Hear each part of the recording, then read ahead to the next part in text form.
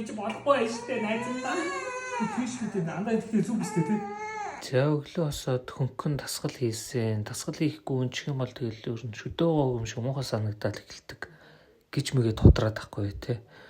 За тэгээд хэвлийн вакуум дасгал бол үнэхээр маш сайн. Өглөө ажил дээр очиод тэгээд хонж ажиллах шаардлага гараад ажил дээр дэмий хонжсноос жирэмсэн их нэрээ хараад хажууд нь хантай гэртээ хонсон дээргээд компьютер авч явсан. Тэгээд хідэн чанар дээр илүүдээ бацчаад тогтмол дагагчаа нэмж хийсэн даа гэсэн юм бодол мөрөөдөл кул алдахгүй алхаж явна да.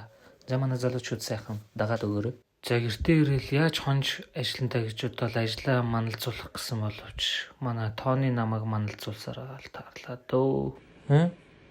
Хүний хажууд суучаад ажил хийхгүй сүннэр шиг сууж байгаа хажууд ингээл явж явах их мөрөөддөг байлаа. Тэгээд энийг үзэж байгаа таны ч гэсэн мөрөөдөл биелэх болтугай. За тэгээд намайг сайн болоход бэлтгэж буй шифугийнхаа төрсөн өдрийн тэмдэглэгээр гэрт нь очсон. За тэгээд гэрт нь ортол шууд бэлтгэл хийгээд эхэлсэн. Гэж болохгүй байж тээ найзандаа. Тийш үү надад ихтэй зүг өстэй тий. Болохгүй нөө. Яа. Миний то чимээ болчихгүй чи үзэл одоо ёо. Зүг байна уу? Аав дээр ирэх чимээ болчихно.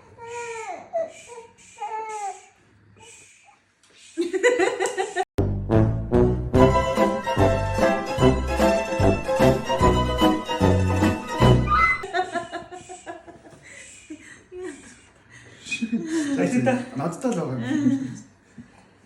Мөө жоо битүүлээрээ. За стоп. За тэгээд техний сургалтандаа бүдэрсэн хүн чинь тэгэл найзаахан төрс өдрийг маш сайхан тэмдэглэжээл орой гэртээ ирээл шүнжэнгөө өөр цайдал ажилласан. За тэгээд энэ удаагийн ирэл ингээд өндөрлөө. Парт 5-аар уулзъя баяртай.